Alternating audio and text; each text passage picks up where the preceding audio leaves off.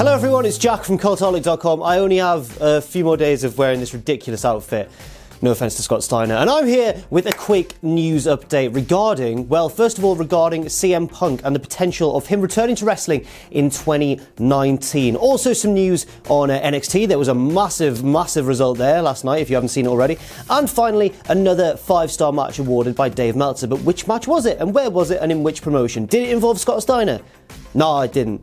No. First off, let's start with that CM Punk news. Now, according to the Wrestling Observer newsletter, CM Punk is being approached, or being chased up, I suppose, by Ring of Honor for that Ring of Honor / New Japan Super Show on Madison Square Garden next April, WrestleMania weekend, one of the biggest and most important indie shows ever. Actually, I don't know if you can call it an indie show given the stature of the two promotions involved, but you know what I mean. Big non-WWE show in North America next year. Now, apparently, according to Meltzer of the Wrestling Observer newsletter, that is unlikely. He said the chances are slim of CM Punk accepting the booking. And I was like reading it like, oh, I wonder why, let's find out. But all he said was because Punk has previously pledged that he never wants to return, you know, to wrestling. But I'm sure I can remember reading something once where Punk was like, I'll return to wrestling one day potentially, but not WWE. And this isn't WWE, of course. And not only that, but it's a massive chance to, you know, get one over on WWE. We know that CM Punk harbours a lot of bitterness and resentment towards WWE for the way they treated him towards the end of his career.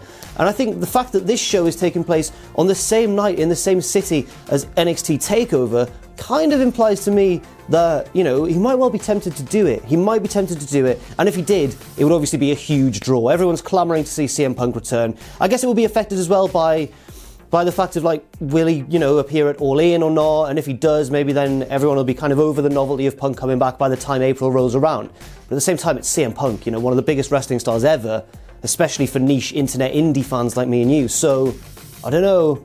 I think it could be very interesting indeed. We'll keep an eye on whether Punk accepts that reported deal or not. Next up in NXT news, Tommaso Ciampa is the new NXT champion. He defeated Aleister Black on this week's edition of NXT, not even on a takeover show, just on a regular weekly show.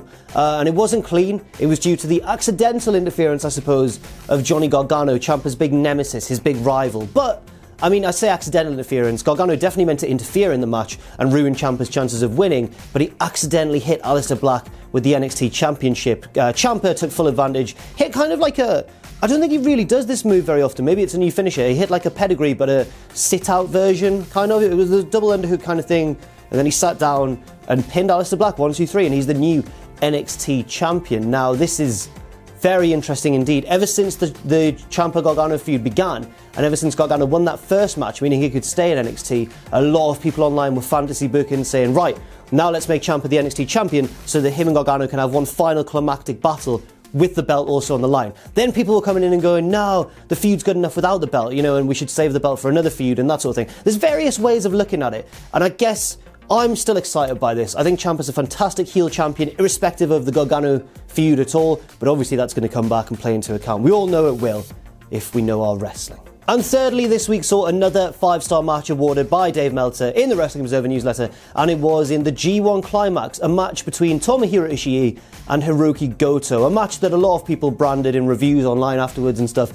Classic, proper, strong style Japanese wrestling, and I have to agree, it was a wonderful match. Check it out on New Japan World if you haven't already. It's really good. I don't really have much more to say apart from the fact that the potential for 5-star matches in this tournament is far from over, especially towards the end when we start getting matches like Kenny Omega versus Kota Ibushi and Hiroshi Tanahashi versus Kazuchika Okada, which I think both of those matches, I think everyone would be surprised almost if they didn't hit or top a 5-star rating. And finally, just before I leave you, we headed down last night to London for the World of Sport, or WOS Wrestling launch party. For those maybe not based in the UK or who just haven't heard of this massive news, basically WOS Wrestling, World of Sport, the classic UK wrestling show, is returning to a regular television series for the first time in decades. Now, it's I think it's been booked for 10 or 12, 10, a 10-week run, but after that, as was made clear to us at the launch party by the sort of people in charge, they were like, we don't just want to settle for these few dates, we want this to be accepted by ITV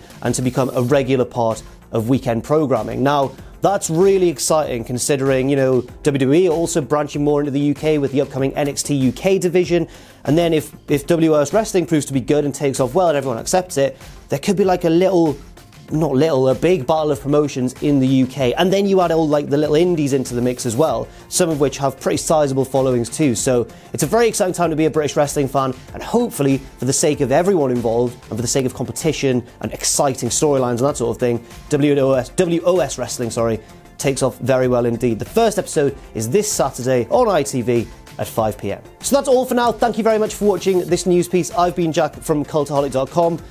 Big Jobber Pum, holler Jobber if you hear me. You can follow me on Twitter if you want, at Jack the Jobber. You can follow all of us at Cultaholic and check out our Patreon too if you wish, patreon.com/Cultaholic. And never forget, of course, to join us.